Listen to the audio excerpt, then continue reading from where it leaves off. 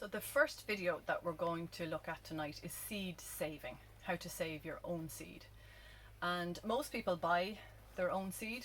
I buy lots of vegetable seed every year myself, but it's actually very easy to save your own seed, and it's a great skill to have, and it's very empowering. And I think this year with lockdown that became really apparent, because lots of the seed companies, their websites had to close down because there was such demand and everybody wanted seed. So it's a really easy skill to learn, and we're going to look today at saving some cornflower seed and some calendula seed. So to explain first about a plant, what is it doing? A plant, most plants, they're growing, they're flowering, they're pollinated either by bees or butterflies or other pollinators, and then they set seed right in the middle of the plant. That's where the seed will grow. When we are growing flowers, usually we want the flowers, we don't want the seed. So we deadhead, or we cut off the dead flowers. This encourages the plant to produce more flowers because the plant is trying to produce more seed. And this will keep going. Eventually the plant usually gets to set seed. So we might come down here first of all and just look at the calendula, or the marigold. So there's one here right on the edge of this bed. These marigolds or calendulas self-seed all over the polytunnel, and look, you can see there's a hoverfly right on one now. So this is it flowering, even though it looks a little bit sad, this one. And you can see behind here there's another lovely new flower coming as well.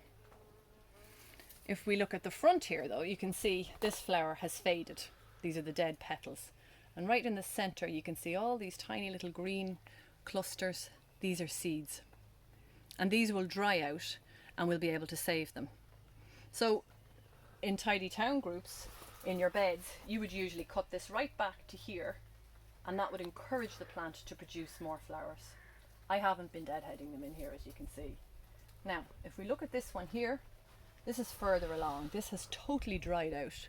And right in the centre we can see all these lovely brown seeds. And I'm just going to rub these now into my hand. I might just break off the whole head. There goes a green fly. Okay, so these are totally dried out, and actually these could be put into an envelope right away. They don't need any more drying. If they're outside, especially with the weather that we've been having lately, you would need to dry them out a little more before storing. So that's the calendula seed. I'm just going to put that up now, up here, and we'll have a look at the cornflower. There's our calendula. So behind me here, there is a beautiful cornflower that has self-seeded in through the paving, and I've left it because I wanted it here. It's so beautiful. You can see the lovely flowers, lots of flowers still coming on it, and more coming as well. But if you look here, you'll see this flower is finished. Now this one could dry out a little bit more, but I just want to take it off to show you. Okay, we'll get rid of those flowers, and in the center here you'll find the little seeds, and it has been pollinated, so there's lots of seed in it. Sometimes you'll find nothing, which means maybe the bees didn't get to this one. So there's lots of seed in there. So this is quite fresh, and it needs to be dried out a little bit more. Now, with this one up too. So once I collect the seed, what I usually do is put them onto a saucer. I usually use ceramic saucers. So here's some calendula that I actually got from a garden that I visited yesterday because it was a nice different colour. This is some of the lettuce seed that I'm saving to distribute with the group that I'm in. You can see in there, I'll have to break these all off, but there are tiny little lettuce seeds in here. Each one of them will grow a whole lettuce plant. Over here we have wallflowers, and they form in big long catkins, and inside here is the seed. You snap it open, you'll see the seed is in the centre. A bit like a pea, kind of like a pod. Oops. So there's some of the seed there. This one here, these are candelabra primulas, so related to our native primrose. A lovely plant. They're very fresh. You can see they're green. They haven't dried out at all. These here are aquilegias, or granny's bonnets, and this is a plant that will tend to self-seed once it gets into a garden, and in each one of these little pods there's lots of seed, see? And they're very easy to sow, and these will be in lots of gardens at the moment, so it's a great time to save these ones. They flower in April or May. Beautiful flower. The bees love them.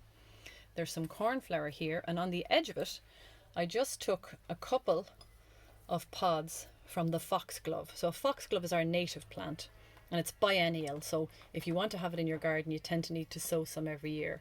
And inside here, it's not quite dried out. You can see it's fairly green.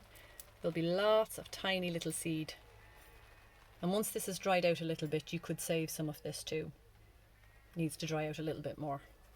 So that's all the different types of seed. So just to recap, we have our flower, our plant. It flowers, it's pollinated, and it sets seed. That's what the plant is trying to do.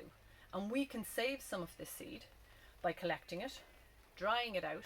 Once it's dried out, I then write the type of plant, the date, and I put it into a paper envelope and I store them in a tin box because this keeps the light out, and then I keep it somewhere cool like a garage or an outdoor shed. So I'd encourage you all to have a go this summer. There'll be lots of things now going to seed, and just have a close look at the plant and you'll see where the flowers have faded and where the seed is starting to set.